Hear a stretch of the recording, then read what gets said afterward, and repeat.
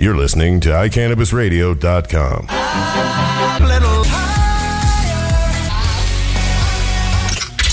Hello. Welcome to the Hemp Connoisseur Radio. We are 5 days away from the election to see who is going to be the president of the United States, deal with the Senate, see who we're going to have to battle in the medical marijuana world again, because we are going to have to battle either one of them. It just depends on how hard we're going to have to fight, or don't you think, Jason? It's going to be exciting to see. I think I'm going to be staying up late that night to, I don't know, be getting some cheese sticks and some, wontons or whatever, just to get it going. May invite some people over and see. Post-election parties are interesting because they're either really fun or really horrible. You know, it's like I've been to one when Bush was quote-unquote reelected, and that was a sad, sad day. And I just remember everyone was all excited. They're like, there's no way this jerk's going to win again. And then he did. And I mean, you just see the wind going out of people's sails, and it's amazing how depressed. And that's what's funny about the election. Post-election, you know, you're going to have half of the country, well, less than half of the country theoretically, really upset, and the other half really excited. And really... Well, I don't know. With the numbers that are going right now, you could have Romney as president and Biden as vice president. How does that work? Well, that's going to be another topic, but we'll definitely go into it. But the numbers are showing it. If because if you had 269 electorals, I mean that's you can have 269 and 269. Yeah. So if it was to be equal like that, then Romney would become the president and Biden would be the vice president. Really? Yep. I do not. And I'm a political geek. I didn't know that. That's bizarre. So so it could go three ways. You could have it the way it is now. Right. You could have the new president and vice president, and you could have Romney and Biden. Well, you know, a little weird political history is the vice president used to be the loser of the election. So there wasn't like a running mate going along with the president when they first were running against each other. So you would have like a Republican, well, it wasn't that way. I think it was the Whig Party or whatever. But you'd have the Republicans and a Democrat running against each other. The Democrat wins, the Republican's vice president. And it's like, wait a minute, that makes no sense. So if you die, the loser gets to be president? You know, and it's like, well, isn't it in my best interest as vice president to make sure you have a happy accident? You know, and it's just like, I mean, it's crazy to think that that's how it was done. So obviously we did improve upon that. So for the better, I guess. For the better, I guess. The new magazine is out. Hey, real quick, by the way, my partner in crime over here is David Madalena, and I am Jason Robillard, for those of you that have not listened to our show before. So, but yes, you're right. The new magazine is out. There it is. If you could see it on camera. Very proud of the cover that we did this time. We got a little Andy Warhol feel going on. We did a little see no, speak no. Hear no evil. Hear no cannabis. Cannabis. Yes, from The Elephant and the Donkey. We really wanted to make a statement with this issue on the fact that neither major political party, I should say, is willing to touch the medical marijuana subject. I would have to say that Colorado is partly to blame for that being a swing state. It's a touchy subject, and nobody wants to get into that arena because it's like a lose-lose situation. Well, yes. However, I think that the people that have decided to vote for Obama and vote for Romney, they're pretty solid on their decision on what they're doing. So, so you're really going after the smaller percentage, which is the people that are undecided. Well, which is crazy to me that anybody would be undecided at this point. But I guess the thing to ask is how many of those undecideds are for marijuana legalization? Well, I think one of the interesting things about it is, I mean, you know, there's a lot of decisions when it comes to elections that are split down party lines. I think Measure 64 specifically in Colorado totally crosses and is a bipartisan issue. There are going to be Democrats who are against it, and then there are going to be Republicans who are for it. And, you know, traditionally people think, well, if you're a Democrat, you're most likely for marijuana legalization, which is funny to me because when you say, you know, the Republican Party is supposed to be the party of business and free market, and medical marijuana is a great free market industry. It's a new industry, it's creating jobs.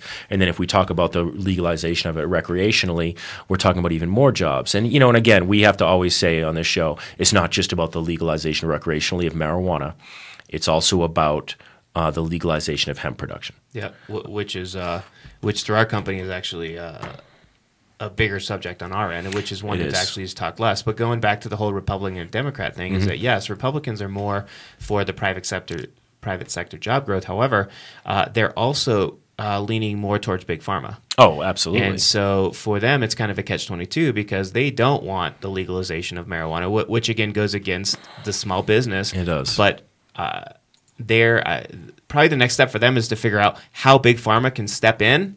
Oh, absolutely. And really take over this industry because it just means more money in the pocket. Hypocrisy in government. It's amazing. I don't know how that happens. Nope. Yeah, it's crazy. Yeah. Can't believe that exists. So I want to talk about the new magazine. You know, we're on the radio. Let's talk about it. We got to pump it. You know, shameless self-promotion as we love to do.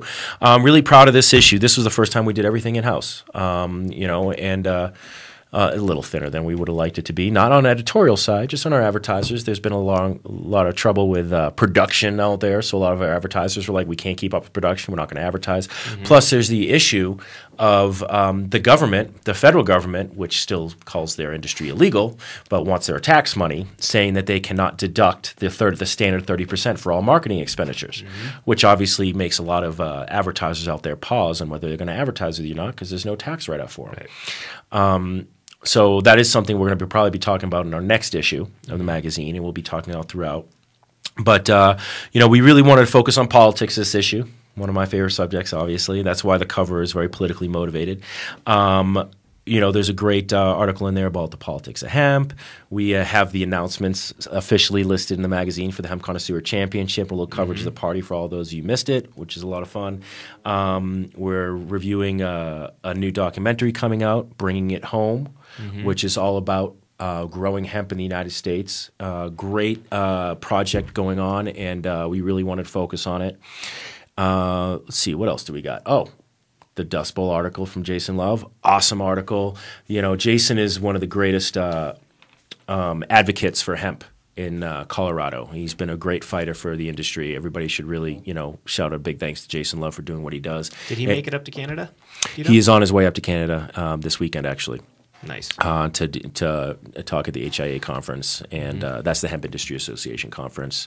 And he's actually, I'm supposed to be meeting up with him today or tomorrow to give him some magazines so he can bring up there. Very, very cool that the Canadian government asked him to come up and speak at that. And that's, it is. What an honor. Yeah, know. Definitely. But he wrote about the Dust Bowl. A lot of people, I mean, I'm a fan of history. Not everybody is, but a lot of people don't realize what the Dust Bowl was and how absolutely horrific time that was for Southern Colorado, you know, Texas, Oklahoma, all these areas where they were doing really bad practices when it came to farming at the time.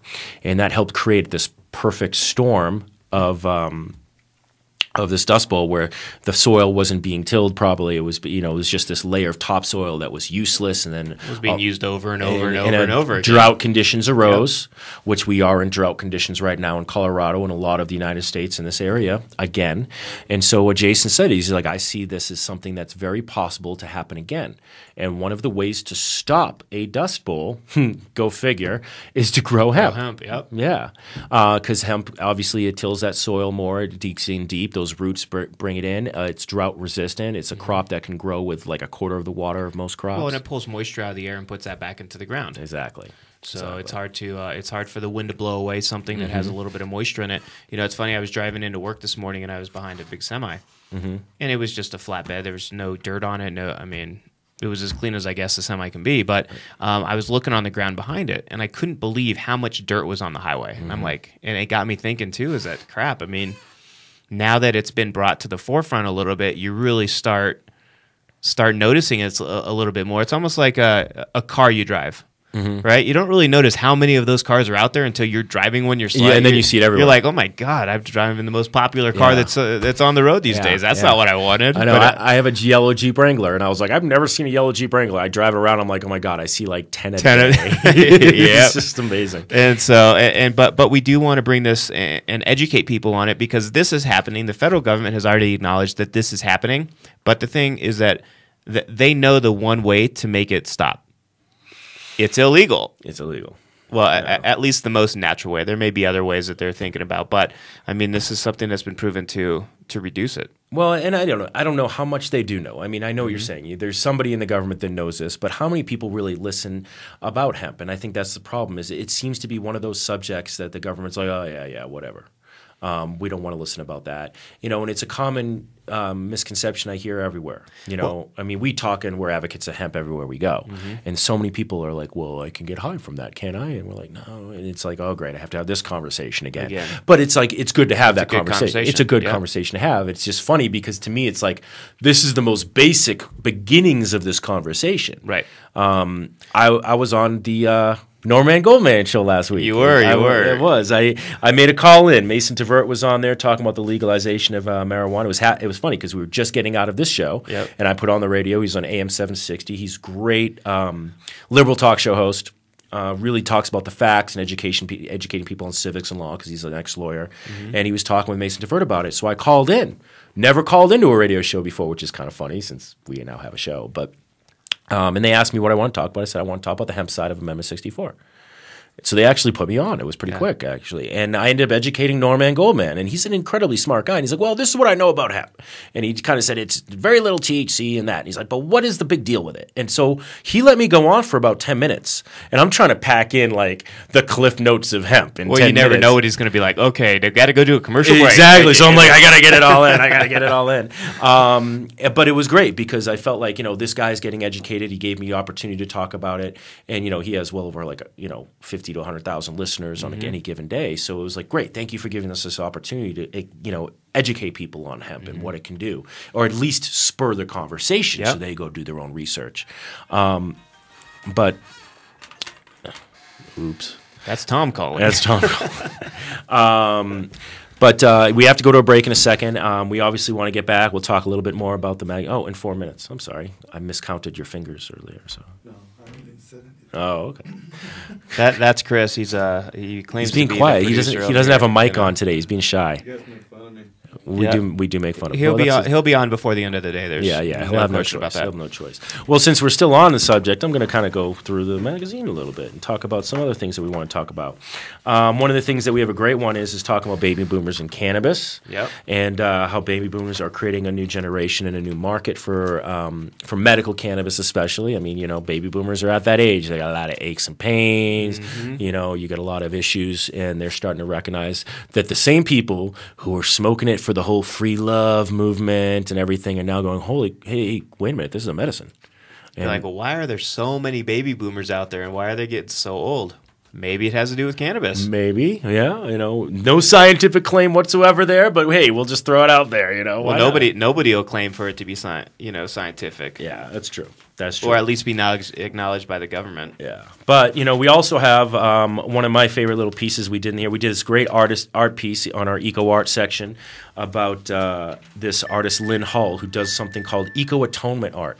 And what she does is she goes to areas where endangered species are their surroundings or environment are being affected. And she actually creates art installations that actually support those endangered species, like creating areas that create water in drought areas so that those species can go there and get a drink. But it's also art at the same time, which is really fascinating.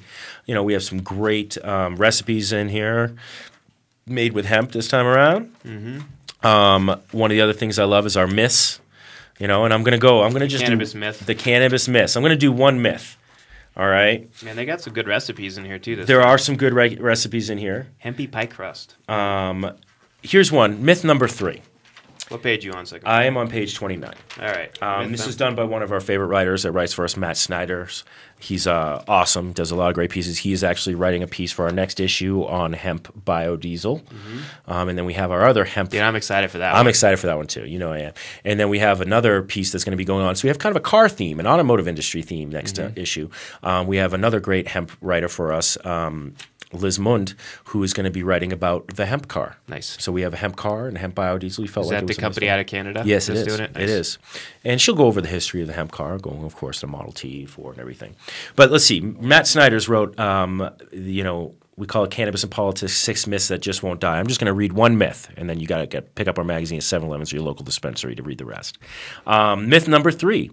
The federal government remains willfully ignorant of cannabis's medical legitimacy.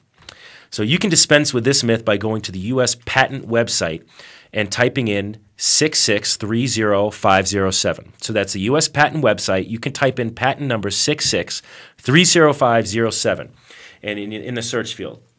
Since 2003, the United States Department of Health and Human Services has held a patent claim on cannabinoids in quote-unquote in the treatment of Alzheimer's and Parkinson's, among other neurological disorders. The patent title alone, cannabinoids as antioxidants and neuroprotectants, touts cannabis's medical value in explicit terms that no attorney could argue around. The federal government violently opposes medical marijuana as a grassroots industry, to be sure, and keeping cannabis a Schedule I drug is an obvious means to that end. But federal officials are quite aware of cannabinoids' medicinal properties, as the language of this patent makes unequivocally clear. What I love about this myth is it's a myth that the federal government has created. Mm-hmm. The federal government has created, putting it as a Class I drug, saying it has no medicinal benefits. It's clumped in with heroin. It's clumped in with LSD, ecstasy, meth, and saying it has no medicinal benefits. And yet a federal patent has come out saying that it has medicinal benefits. So they're already contradicting themselves. This patent alone should change the class of medical marijuana. Well, and I think it just goes into, I think the government's afraid of actually giving power back to the people. Absolutely. And I think that this is a great opportunity for all of America, regardless if you believe in medical marijuana or not, to stand up and say, look, we have a voice. We will be heard. You guys have been hiding something from us for a very long time, trying to find a cure for cancer for a very long time, when it potentially has been right in our face this whole time, and you've known about it. And you've known about it. Which is... You filed for the patent. It wasn't an outside pharmaceutical company. It was the federal government that filed for this patent. You can't file for that patent and still keep it a Class I drug. And let me say something. I'm not a big conspiracy theorist at all, but I know you are, Dave. Like this makes me outraged knowing that this can happen, because I mean, I'm guilty. I'm one of those people that was like, marijuana bad. Ooh, God, no, stay away. You know, I have family members that are like, no, marijuana is bad. But as we get through this and we start getting educated and things like that, they're like, holy crap, I'm going to go start smoking right now, just because some scientists have said that it's an anti-aging, product. Yeah. And so nobody wants to get old. Nobody wants to do these. Yeah. And it's, I mean, it truly has almost unlimited benefits behind this product now. And it's really important that they did this for Alzheimer's and Parkinson's, because more and more studies are coming out saying that cannabinoids are the first bridge of that blood-brain barrier as an antioxidant that they've ever found to help either prevent Alzheimer's or stop it in its tracks or slow it down. And it's all natural. You know, so it's just one of the, it's right here. Once again, it is patent number 6630507. Yeah, if you don't want to believe what we have written in this magazine, which is all true, it is. It's do the research on your own, and you may get upset a little bit. Well, if you're not upset, you're not paying attention. That's the way I look at it. All right, so we're going to go to a break, and we'll be back in just a couple minutes. The Hemp Connoisseur is Colorado's premier guide to hemp culture. Our mission is to elevate the image of the medical cannabis and hemp industries to create widespread acceptance for all of the uses of the cannabis plant. You can find the Hemp Connoisseur in over 200 7-Elevens, your local dispensary, MMJ doctor offices, and tattered covered bookstores. Also, visit us online at thcmag.com or download our brand new app for your smartphone. The law offices of Edson, Mayton, and Matz provide criminal defense, medical marijuana defense, and advice about setting up and running medical marijuana centers, optional premises cultivation operations, and infused product manufacturing businesses throughout Colorado. With offices in Denver and Aspen, we can offer assistance throughout the entire state of Colorado. Give us a call at 303-831-8188. That's 303-831-8188. Or visit us online at warrenedson.com. Dixie Elixirs, the patient's choice for alternative medical marijuana treatment, brings you Dixie Botanicals all-natural topical therapy, including massage oil, pain relief salve, and our newest product, Dixie Botanicals Pain Relief Lotion. This all-natural lotion pairs beautifully with Dixie Botanicals bath salt for a deeply relaxing experience with no psychotropic effect. Like us on Facebook, Dixie Elixirs, or join us at www.dixieelixirs.com. THCRadio.com. I'm Gary Johnson, and you're listening to iCannabis Radio, and I want to say, talk it up, Colorado. All right, we are back. So, we were just finishing with the myth that the federal government remains willfully ignorant of cannabis's medical legitimacy. It's on page 29 of our current issue of the Hemp Connoisseur. I want to repeat just one more time. Go to the U.S. patent website, and in the search field, type in patent number 6630507. It is proof that the federal government has admitted that there are medicinal benefits to medical cannabis, even though they will not take it off the Class 1 rating. Just wanted to make that statement one more time, and also because I felt like it was a really good segue to go into this story that was actually written by this woman, Sharon Letts. And I'm sorry, I don't have the source of where this was written off the top of here.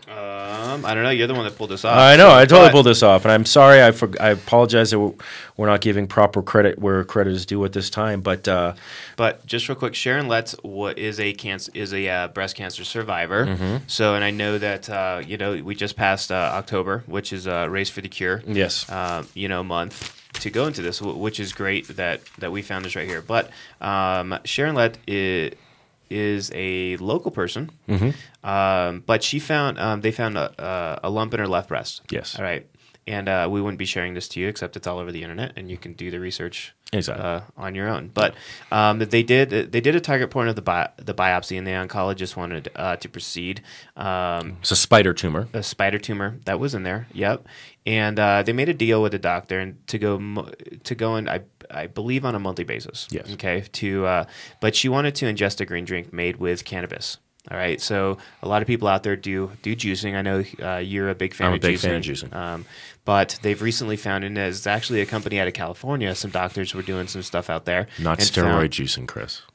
Yeah, so don't flex, man. But they found that actually juicing cannabis leaves had a huge medical benefit. With no psychoactive effects, which... Yeah, there's no trichomes on the... Well, THC is heat activated. So if you're just juicing the raw cannabis, you're not activating the THC to create the psychoactive effects. Right. Really important if you need to medicate a child with cannabis to help whatever ailment they have, you're not affecting brain function. Yep. So I think that's a really important point to make. I wonder, now, last week we had spoken a little bit about the boy, or was it a boy or a girl that had like 300 seizures a week? That was a woman, a girl, a 12-year-old girl. Well, and what'd they give her? A Rick Simpson oil, right? It was a form of Rick Simpson oil. It was from the guys from the Realm, actually. Oh, God. Yep. And they were doing their CBD oil. So Gotcha. Rick Simpson, Okay, the Rick Simpson oil is called Phoenix Tears. Yep. It's a very specific, I guess, but they're same family. Right. Let's just say it. So Sharon actually started doing juicing cannabis with the Rick Simpson oil on a nightly basis. Well, during the second scheduled biopsy, which was 1 month later from going in, the target point was gone. Yeah. It's not saying that it was gone, but the target point of it was gone. And they said that there's no biopsy needed. And a biopsy, basically, I think they go in and cut it out and then run a test on it to see if it's cancerous or not. Well, what was funny about it was, so after a few weeks of ingesting the raw cannabis and she taking the Rick Simpson oil on top of it, the spider web was gone from the ultrasound. So she went back in, and the only admission that the technicians would say was that there was a technical error. Yeah. They were like, well, we saw something that wasn't there. And she's like, but it was funny is that she even says in this article, she's like, well, that looks like a spider web. I pointed out something that looked like a spider web, and she didn't know anything about it. And then they were like, oh, yeah, that's what's called lobular carcinoma. I hope I'm saying lobular right. I think that's what how it said. But lobular carcinoma. So she had no idea what it was, but that's what it was. It was a spider web tumor. And so they're trying to say, no, it wasn't there. We made a mistake. Come on. Well, come on. These people, this is probably all they do. That's all they do. So how in the heck can you, okay, nothing is 100% perfect, but if after you've done this a number of times, come on, you're going to know. You're going to know when it's there, but you're also going to know when it's not there. Yep. And it just so happened that the second time they went in, it wasn't there anymore. Yep. So it's, you go in, but sadly, as much as people can preach this left and right, and this is not the first time it's been done. This has happened multiple times now, but the medical community has their hands tied right now by acknowledging that cannabis is a true medical product. And, this product has been proven 100% to cure cancers. Not all cancers, but the ones that they're really focusing on, the big ones, tumors and breast cancer and and those sorts of things. So, well, one thing that she also wrote in here is that just after her own biopsy to prove that she was 100% cancer free, she looked up this a woman named Corey Yelland, a cannabis patient in British Columbia, shared on the Rick Simpson's Facebook page, and I recommend everybody check out the Rick Simpson Facebook page, that she was also cancer free after receiving a 2 to 4 month death sentence for inoperable cancer just by utilizing Rick Simpson's Phoenix Tears. And real quick, for those of you that want to look up Sharon, her name is Sharon, and it's Letts. And Corey Yelland is Corrieyelland. Yep. So definitely go ahead and look them up on probably through Facebook. Well, but go ahead, man. Well, something else that I found interesting, and I'm skipping a little bit ahead on this article because I think we've covered the fact that it helps cure cancer and that everybody really needs to pay attention to this. She didn't need any operations. She didn't need to do chemotherapy. She didn't need to lose her hair or do all the horrible things that people are associating with what you have to do with the treatment of cancer. But on top of that, she points out that until 1942, and a lot of people don't know this, and I just recently learned this. I mean, I'm always learning more and more. The more you know, the more you realize you don't know, I guess. Yep. But until 1942, cannabis was on the U.S. list of medicinal botanicals. It was used in salves and oils for centuries, which we did know of. Globally, biblically, Jesus was healed with anointed oil, and it wasn't canola, as this is stated. A lot of archaeologists and anthropologists have stated that the anointed oil actually was cannabis oil. But I think what's more important is what's bizarre. Again, the federal government being full of hypocrisy, was that it was listed as a medicine until 1942. How does something become a medicine until 1942 and then all of a sudden have absolutely no medicinal value whatsoever? Right. I was just going to bring that up. Did you just wake up one day and say, okay, this heals people. Okay, well, now we can make more money on a different product? Yeah. And we're going to get rid of this one. Amazing. Knowing that those products don't heal, all they do is prolong. Yeah, exactly. Well, we have to go to another break. I'm faster than I'm supposed to be now. Yeah, these guys don't communicate very well over here. So, real quick, Sharon does have a little jab at the big pharma companies. I love it when people jab them. Because she goes, well, it looks like big pharma won't be making this concentrate anytime soon. Yeah. They'll lose money. By making that concentrate. Yeah, well, I mean, that's my thing. I always love Chris Rock being one of my favorite comedians, but he's one of the things that makes a good comedian is somebody who actually points out truth and makes you laugh about it. Right. And one of the things he said, he's like, I forget which one it was, but he said, they're never going to cure AIDS. And I'm totally going to misquote Chris Rock, and I'm not going to say it as funny as him. He's like, they're never going to ever cure AIDS because drug dealers don't make money on a cure. They make money on the comeback. They'll give you the first one for free, and then they want you to come back for more. Well, if they cured AIDS or they created an AIDS vaccine where everybody's able to get it and be cleared of it, you never need to pay them another dime for it. Whereas why would anybody be interested in curing AIDS when they can sell you a drug that you have to take every month for the rest of your life and pay them for? Yep. That's just exactly why car companies don't make a car that doesn't need repairs. They make more money on the replacement parts than they do on the actual car. So why wouldn't you can make a car that doesn't break. You can make a car that. Yeah, I'm not sure that they can make a car that never wears out because they're mechanical things. Well, yeah. Well, then now we can get into low combustion engines, which I could go into. We can go into that, sure. but that is but they make more money on the rebuys. It's one of those things. Like I remember the story of, and I've never been into this. But there's this card game called Magic. Have you heard of it? Oh yeah. Yeah. It was a huge craze about 10 years ago. Do you know that was a school project in college for these kids? And they said the project is to come up with a concept that people will have to continually buy. They said you create a product that somebody will buy, but by creating that product, you have to buy more and more and more. And so that's how they came up with this idea of this Magic card game because people would keep buying cards and keep buying cards. And right. You don't just buy one board game and it's like, oh, well, this is everything I need. You want to keep building up and building up. And if you look at that as a consumer on everything out there now, there's constant stuff like that. I mean, just random things you can look around the house. Like my girlfriend loves to have, she loves to have those little scented things that you plug in. Well, you put the plug-in scented thing in. Well, the scented oil goes away. Well, you got to buy another oil. You got to keep buying more oil. You got to keep buying that. It's just consumerism. Like the combustion engine. Like the combustion engine. You can buy the car, but you have to keep purchasing the gas. You got to keep purchasing the gas. Hey, but real quick before we go to break, one last thing on Sharon is after taking the Rick Simpson oil, she took. It says that she took 90 or 60 grams in 90 days. That's a lot. 60 grams in 90 days, and her cancer was gone. Wait, 60 grams a day, wasn't it? 60 grams. Oh. In 90 days. Okay. So less than a gram a day. Okay. Yeah. And her cancer is gone. And that the oncologist proceeded with a biopsy out of sheer disbelief. Right, that because he just wouldn't buy it. Yeah, he couldn't believe that it happened. And that confirmed that her cancer was 100% gone. Yep. So there's alternatives out there if you're willing to step outside the box a little bit and do a little bit of research. Yeah. And one last thing before we go to break. Research the Gershon technique for anybody who has cancer, has a loved one with cancer. Gershon was a doctor in the 1940s who said he found a cure for cancer. And it was based on fresh juicing and coffee enemas every day to cleanse out your system. And Dave likes those. Yeah, I'm sure. It was a cure for cancer, and it's still being used by some places today. But the doctors will never admit it. There's I remember watching this story. It was called "A Beautiful Truth" is the name of the documentary, and I recommend anybody watching it who's interested in a holistic cure for cancer. But in "A Beautiful Truth" is actually this boy who's said there's got to be another cure for cancer, and they show him going around and researching the Gershon technique. He meets the Gershon's granddaughter, and they talk about this.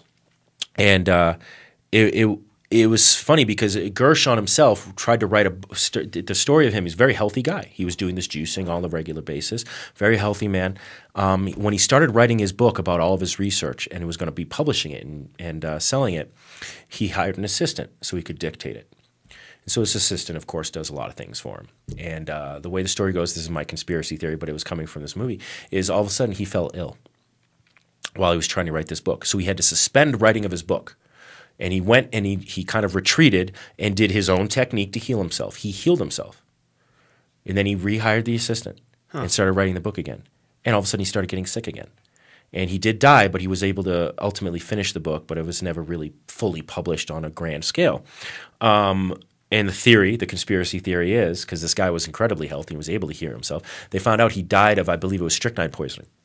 No, maybe it was arsenic. But he was poisoned, and that was the way that this guy was knocked off. So the assistant. Yeah, I know. Yeah. But very interesting. What's amazing is, it's another instance of the federal government coming in or somebody coming in and stopping something that is obviously a relatively cheap cure. And like I said, you can call me a conspiracy theory or not, but at the same point, I always tell you this: follow the money. And if there's no money in it for other people, they're going to want to stop it. And I think this is a perfect example of that. So definitely look up the Gershon technique. There are multiple cures for cancer out there. They've been in existence for a very long time, and yet we're not allowed to know about them unless you do your own research. So I recommend everybody checking out A Beautiful Truth as another little supplemental education. Yes, it does not push hemp or cannabis, but we are here for health as well, and I think it's really important for people to understand these things. And speaking of health, we're not going to be very healthy if Chris if we keep talking through the break. So. I know. All right. We are officially on a break right now, so we'll be back in just a couple minutes. Are you a runner? Are you a runner who supports marijuana legalization? Run on Grass is a group of athletes actively seeking to change our marijuana laws. We speak the truth about cannabis, bringing the message through our feet to new ears. Check out runongrass.com to find out more about us, our events, and how to join up or how to sponsor a runner. If you're in the Denver area, please join us for runs or start a group in your area. Running not your thing? Any sport can do it. On grass. Runongrass.com. Let's face it, rules and regulations are complicated, especially in the field of medical marijuana. Let Medical Marijuana 101 help you get through the compliance process. We can also explain to you your employment requirements, your employees, and your business. But our work doesn't stop there. Our experience in cultivation ranges from the design of grow rooms to the diagnosis and resolution of grow problems. Visit us at www.medicalmarijuana101.com or call 303-388-7706. That's 303-388-7706.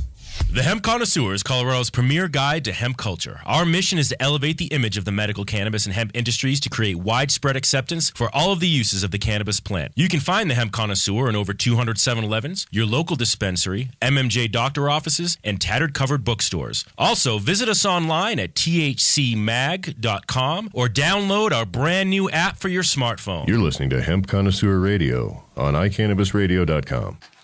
Okay, we are back. We were just finishing up the last break talking about the fact that, we went on a little bit of a tangent on Gershon technique and all that, but the fact that the federal government has inadvertently admitted that there are medical benefits to cannabis. Of course, they won't admit it outright.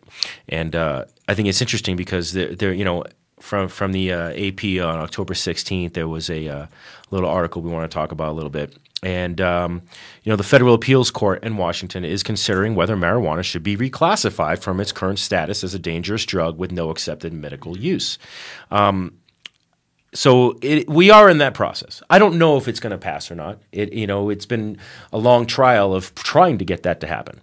Right. Whether you're trying to get medical cannabis to be considered medical and get off the Class 1 substance, or actually separating hemp from marijuana altogether, because that's the other issue we have, is that hemp is considered a Class 1 drug. I'm beginning to believe that the federal government is not smart enough to know the difference between the two. So I think they definitely need to.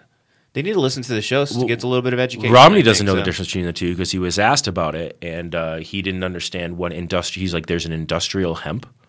I think that was. I'm not exactly quoting him, but it was pretty much to that effect. For a smart businessman, he sure does play dumb, because if you seriously think that he doesn't know the difference between the two, well, then he's telling another lie to the one of two things. Either he's lying to the people and he knows the difference between the two, or he's completely ignorant about the difference between the two. Both are scary. I don't know which one's scarier. But last year, the DEA rejected a petition by medical marijuana advocates to change the classification, which kept marijuana in the same category as drugs such as we said before, heroin. The DEA concluded that there wasn't consensus opinion among experts on using marijuana for medicinal purposes. Mm-hmm. And the petition had been filed in 2002, but they didn't. As the original. But they didn't address the petition until last year. Mm-hmm. So it only took them 9 years to even take a look at it. Right. And Barney Frank does have a little bit to do with that also, because he's the one that because he supports the declassification of medical marijuana. So yeah, there's quite a few. Barney Frank, a lot of them, right. Ron Paul, Rand Paul. There's quite a few other guys. So love them for that. So the Medical Marijuana Group, Americans for Safe Access, love those guys, do want the U.S. Court of Appeals for the District of Columbia Circuit to force the agency to hold a hearing and conduct findings based on the scientific record. I love that. Hey, why don't we utilize science to make a decision about something's medical properties? Yeah, rather than your personal agenda. Yeah. So Governor Chafee Gregor lobby for the reclassification of marijuana in New Jersey. Because they are issuing their first marijuana license. I'm sorry, I think I'm screwing myself up by reading that. The group's lawyer, Joe Alford, said that the DA had misapplied the law. Yes. As far as marijuana goes. He added that there are numerous studies that show marijuana is effective as a medical treatment, which, Mm-hmm. I guess we can say that in Colorado because we've known that now for quite a while. Yeah. The group's legal brief said marijuana could help people with chronic pain and the negative side effects of chemotherapy, among other things, which, a couple other things, Alzheimer's, and those other things that we mentioned early on in the show. So, well, and there's a quote here by the Justice Department lawyer, Lena Watkins. She's a real gem. And she said that marijuana is properly classified. And this is a quote. She says, "It is the most widely abused drug in the United States." So we asked at the beginning of the show, offline, for Chris to pull up the definition of substance abuse. Mm-hmm. And what was that definition, Chris? Oh, he's not ready. No, he's got it right there. He's ready. He's got it. He's pulling it over. All right, so let's read that definition. And this is coming straight off the internet. So so you know it's got to be true. Yep. Is a pattern use of a substance in which the user consumes the substance in amounts of with or with methods neither approved nor supervised by medical professionals. Substance abuse or drug abuse is not limited to mood-altering or psychoactive drugs. If an activity is performed using the objects against the rules and policies of the matter, as in steroids for performance enhancing sports, it's also called substance abuse. Right. Therefore, mood-altering and psychoactive substance are not the only types of drug abuse. Using illicit drugs, narcotics, stimulants, depressants. So I just want to focus on this statement, first of all, that this woman said, because if she really believes this, again, she's totally unqualified for her position. To say it's the most widely abused drug in the United States has got to be one of the dumbest statements I've heard in a long time. Because let's not forget, alcohol is a drug. Yep. All right? So if you're telling me that marijuana is more widely abused than alcohol, then you're not paying attention. I mean, how many deaths from alcohol on a daily basis, a yearly basis? How many deaths from marijuana? Oh, I'm sorry, none. So, alcohol being, you talk to any cop. Would you rather go on a marijuana call or an alcohol call? They're going to always pick the marijuana call because it's going to be easy. They actually don't even want to deal with it because they think it's silly that they have to waste their time on it. Right. But when you talk about domestic violence abuse, first of all, I think that's a big statement right there. Domestic violence cases, 90% of them involve alcohol. So what kind of abuse are we talking about? Are we talking about abusing your own body, or are we talking about abusing other people because you're abusing your own body at the same time? I don't know of anybody who is going out and hitting their wife or their girlfriend or their boyfriend or husband because they're high. I would say that just reading this right here, I think that she would be going, this is me understanding it, is that she'd be going off abusing it for your own body. However, as scientific studies come forward, is that, first of all, these are healthier for you than cigarettes. Cigarettes are terrible. Alcohol is terrible. The carcinogens you get in with smoking, cigarettes, and even cannabis is not good for you. It's more bad for you smoking cigarettes. But there's other ways to ingest cannabis also to take take advantage. Maybe a brownie's not that good for you. I can't imagine, but you can make olive oil infused with cannabis and cook with it, and you can do whatever you want with it. Right. Or you can juice with the fan leaves and get the medicinal properties of the cannabinoids without the psychoactive effects. I mean, you can say you're taking the fun out of everything if you want to look at it that way, but you know what? I mean, like I said, perfect for children to do the juicing of the fan leaves because they can get the medicinal effects, whether they have autism or they have seizures or anything like that, and no concern about affecting their brain function when they get older. Because, it has been proven, and I think that's something that needs to be pointed out. We're not people that are saying, look, everybody should be smoking marijuana at any given time. It has been proven that if you're under 18, you should not be smoking or ingesting cannabis in the level that would give you the psychoactive components. Right. That doesn't mean that there aren't methods, like I said, with the juicing the fan leaves or with CBD oils that you can that children could be doing this if if you look at the drugs that they're giving these kids nowadays for some of the same ailments, they're way worse for them. Yep. So, when it comes to this girl who's having 300 seizures a week, and now she's down to 3 seizures a week. You've cut 99% of her seizures away because of the cannabis. Well, if that affects her brain function because she's smoking, and I think she's doing CBD oil, but even if she did have THC in it, and yes, you can say, it's going to affect. It doesn't make her, handicapped in any way mentally. Right, but I don't think she was smoking it, though. No, she wasn't. She wasn't. She was ingesting the oil. Yeah, so to ingest the oil, if you want to classify that into cannabis abuse, I really don't see how you can because you're not abusing. No, you're not abusing it. But I guarantee you, if you asked her parents, would you rather your child lose 2 to 3 points on her IQ later on in life, which is what they said in the study if they are smoking cannabis before they're 18, or have 300 seizures a week? There is not one parent in this world that I think would say, no, she should keep having those 300 seizures so that she doesn't lose those 3 points on her IQ when well, it doesn't matter how high her IQ is. If she's having 300 seizures a week, she's not able to utilize her brain function in the first place. Yep, that's exactly so right. So you got to make that. Those are decisions you make as a parent, when it comes to the care of your child, and you do have to weigh the pros and the cons. But I think it's really important to talk about this controlled substance. I mean, it is. This is a big move. If this happens, if they finally do declassify it, which I think there's got to be a bigger movement going for it, then one of two things is going to happen. It's obviously going to, or both could happen. It's going to give more of a chance for dispensaries, medical marijuana centers across the country to be able to talk about the legitimacy of what they're doing. The federal government has to admit that it's allowable. The other thing that will happen that I am more reticent about is as soon as it's declassified, Big Pharma is going to come in. Yeah, but that's all going to be set up with the state laws and how they're going to let businesses come in, because as of right now, we have a system in place where you can only open up a center under certain circumstances. And I don't know if that's because and I don't think that that's because it's classified as a Schedule 1. But my understanding is if it is changed as a medicine, then Big Pharma can easily come in and say, okay, well, now we can sell this pharmaceutically. Doctors can prescribe it across the country, but they have to get it through one of our kind of companies. So you're talking about moving away from a dispensary model for any new states coming in. Maybe Colorado can still be where it is, and I hope it stays like that. But now you have, say, let's pick Florida.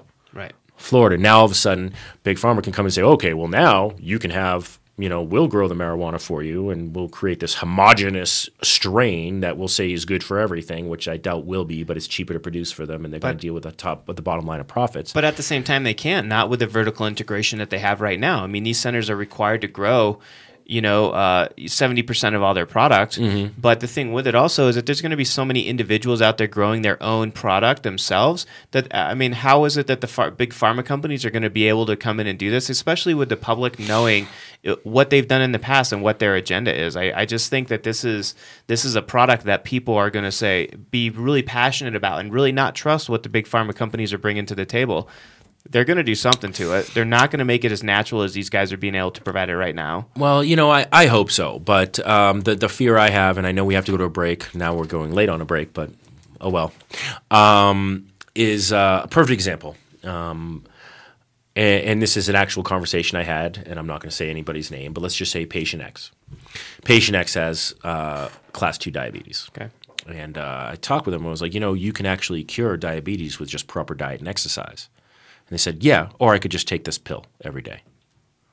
And so they choose to. And so you have this attitude in America where, well, if I just take this pill, it'll solve my issues. Or, you have the same thing with weight loss. I mean, how many times do we see weight loss commercials? Oh, take this and you're going to lose weight in the next 20 days. Look, everybody knows how to lose weight and get healthy. I mean, if I ask you right now, Chris, what are the 2 things you need to do to lose weight to be healthy? What would it be? Eat healthy. And that's one. Exercise. There you go. Everybody in America knows those are the 2 things they have to do.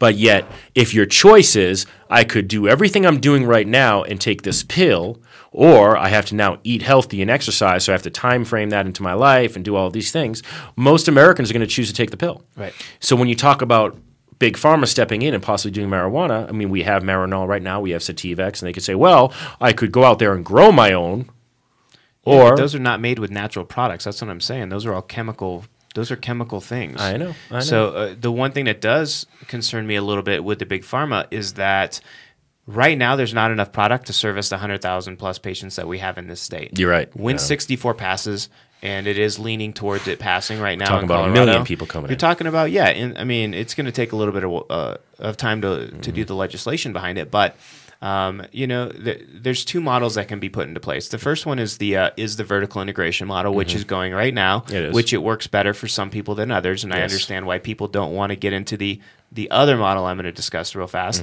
It's because they've dropped half $500,000 into their grows, and they're producing great products. Yes, they are. I mean, the wards prove it themselves.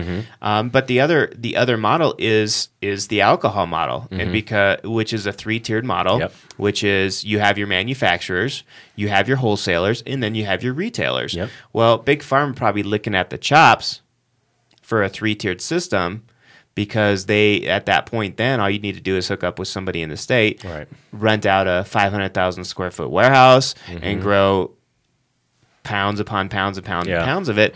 But although, yes, I don't like it, the fact that Big Pharma will step in, something's going to need to be done to offset the supply and demand, because there's not going to be enough supply for to meet the demand. I think there's room for the vertical integration and the 3-tiered system if we do go to recreational. Yeah. I know we have to go to break. I want to get back and talk more about the about this side, and we really need to talk about Amendment 64 one last time with 5 days to the election. We won't get to talk to you again until after the election, and so next week we will be talking about our reactions of the election on Measure 64, presidential election, all across the board. We'll be back in just a couple minutes. Thanks for sticking with us. California's Attorney General has determined that the Repeal Cannabis Prohibition Act will save hundreds of millions of dollars from our overburdened justice system while creating hundreds of millions in new tax revenues from new sustainable jobs and industries that are friendly to our environment. But we can't do it without your help. We are seeking your donations to get on the ballot. Please go to repealcannabisprohibition.org to learn more about how you can help. It's time to end the war on cannabis and hemp in California.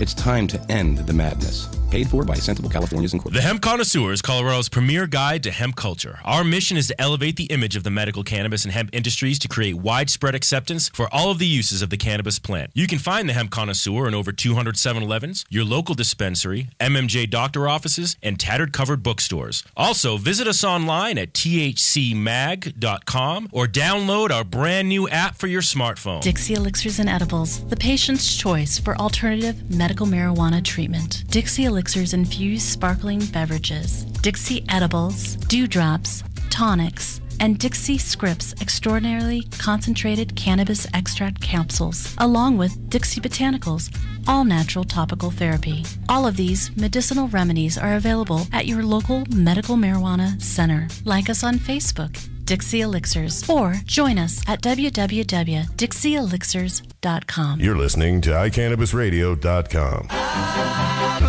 All right, we're back, and since we ran a little late, our producer is trying to drop the hammer down and say we only have 10 minutes left, but we may make it 12 just because we got a little bit more to talk about. This, like we said before we went to the break, this is our last chance to talk about Measure 64, and the Hemp Connoisseur itself has officially come out in favor of Amendment 64. We write about it in this newest issue. So one of the things I want to talk about, we were talking about Mexico. Well, we didn't talk about it in the show, but Jason and I were talking about it at the beginning of the show, before the show started, actually. And we were talking about, there was a study released Wednesday by a respected Mexican think tank that contends that proposals to legalize the recreational use of marijuana in Colorado. First of all, there's a Mexican think tank? Hey, now. We're just saying that because we're busting on our because Chris is Mexican and we just want to give him a blow. Here, if you want to see what Chris looks like, we're going to turn this around real fast. Oh, my God.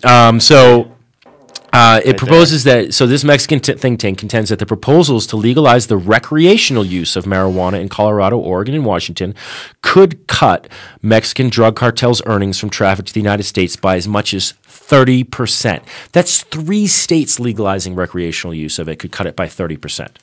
Of course, we're on the western side, so obviously the Mexican cartels are supplying more on the western side of the country, so that makes a little bit of sense. I think when you say that right there, I think about that commercial in favor of 64, where it's showing all the money going to Mexico. Yeah, which is a great spot. They do a great job with that. So, and that's exactly what this is. And this was, I didn't print out who actually this was put out by. Yeah, I didn't either, actually. Shame on me. Yeah. It was, by the way, the name of the think tank was the Mexican Competitiveness Institute. And the name of the study was called, quote unquote, If Our Neighbors Legalize. So it assumed that legalization in any state would allow growers there to produce marijuana relatively cheaply and create an illicit flow to other states where the drug could be made available at cheaper price and higher quality than Mexican marijuana smuggled across the international border. Now, that is an argument for the opponents of Measure 64. They're saying, well, wait a minute. If we legalize it in Colorado, for example, Colorado can then become a mecca to grow marijuana legally and then bring it to other states illegally. Now, is that true? Yes, it is a possibility. But at the same point, when it's regulated and people are watching all of these professional growers grow. They know where they're growing. They can keep track of where that product is going. Right. So it makes it much harder for them to do what is called diversion in the industry. Right. Diversion being we're growing it legally and we're taking it to an illegal avenue to sell it for a bigger profit. Well, and I think what they did in 64 was real brilliant as far as lowering the amount that you're actually allowed to have on you, because you do as a 20-year-old or 21-year-old person have more access to this, which I think is great. So right now, currently, you can have 2 ounces, which, I mean, I really don't know why anybody needs 2 ounces on them, except maybe they just don't want to go shopping for it as often. Well, I think or if they're cooking with it. There are some people who either they're cooking with it, they want to make their own Phoenix tears or oil, or they just have a really big ailment that they are requiring a higher dosage. Right. And that has been proven. In fact, Jason Love, our friend, was a part of a suit saying, I do need more than this for my medical ailments. And I think that there's definitely exceptions, to it. However, like myself, I don't need 2 ounces. I know. That's a lot. But what they're doing when 64 passes it, it's going to go down from 2 ounces to 1 ounce. Yes. That way they can really, if you're going to drive 8 hours to go sell an ounce of product in Nebraska, well then, I mean, come on. Well, I actually think that they should take, because, we have, if 64 passes, the day after it passes, when we talked to Brian Vicente, we had him on here on one of our first shows. He said the day it passes, anybody over 21 can legally grow 6 plants. Now, you can't have 6 plants that are all maturing at the same time. You can have 3 plants that are matured at one time at any period, so you can create your own cycle as a grower. But that's going to be legal day one. But then there's a full year of regulations that get to be created by a legislation to regulate the recreational sale of it by dispensaries that want to be recreational. So, where I'm going with that is I think that, when we talk about they lowered the limit to, to an ounce as opposed to 2 ounces, I think the other thing that they should do to help on this diversion side is to not allow out-of-state license holders to purchase more than an eighth at any given time.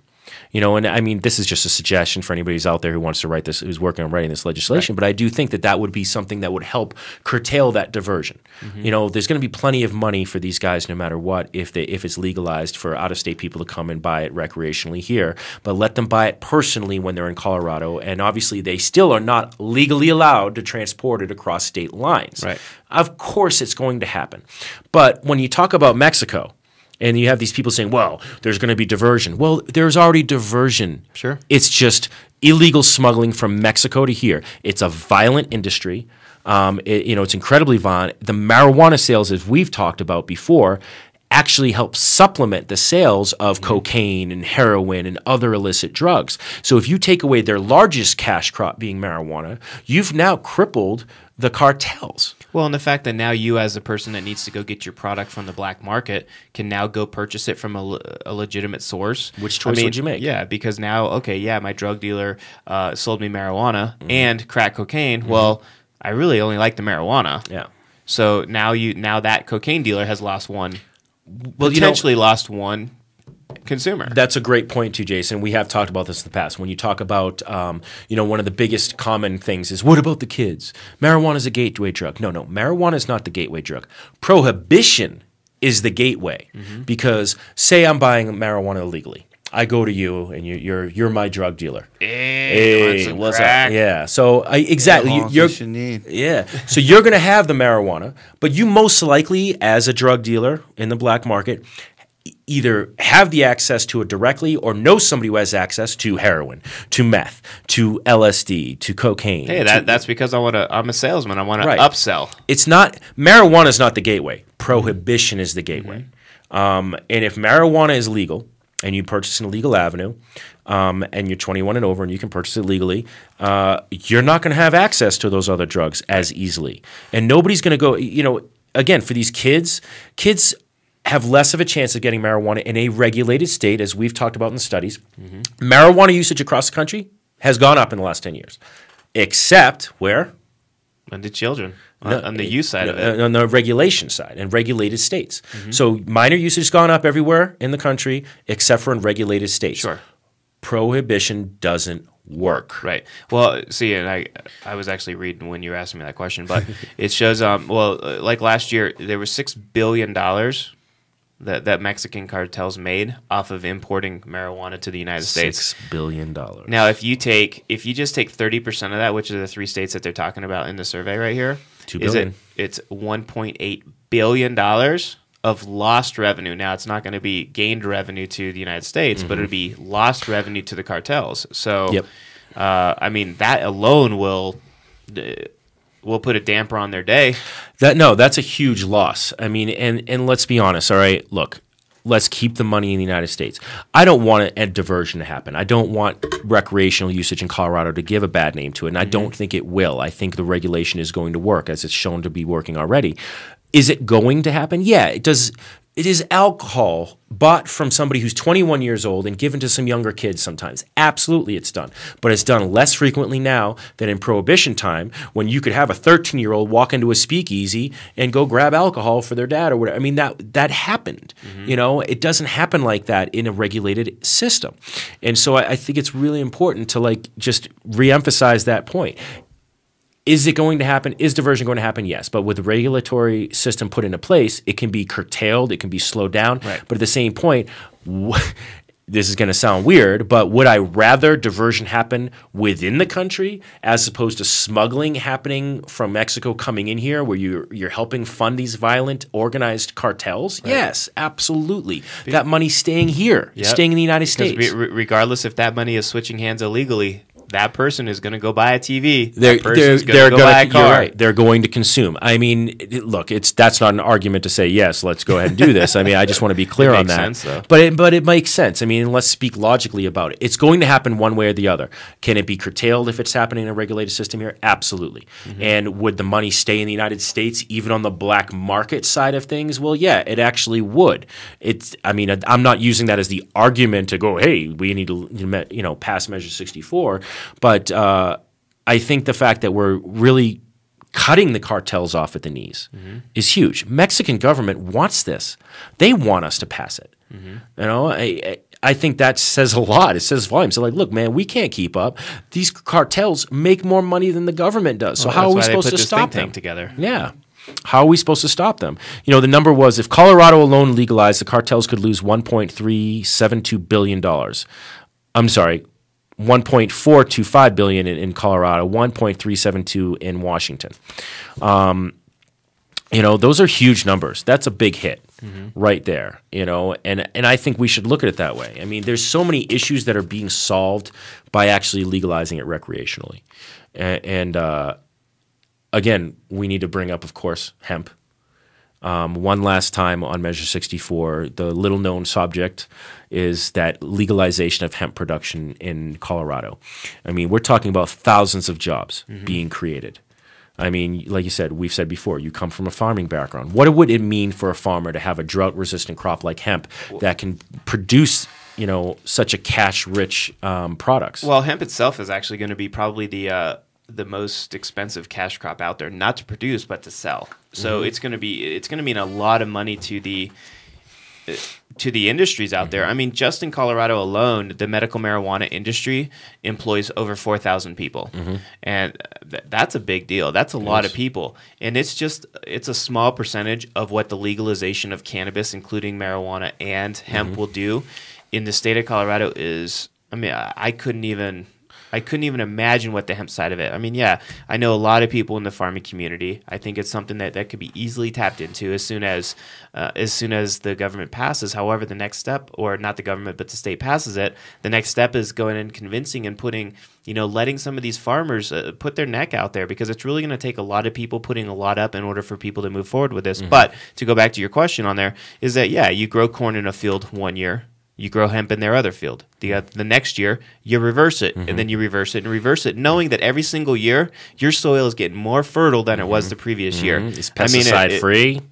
I don't know why. It just doesn't make sense for people. I think it does. I think it's just a miseducation for so long is very hard to fight and combat. And I think it's been happening.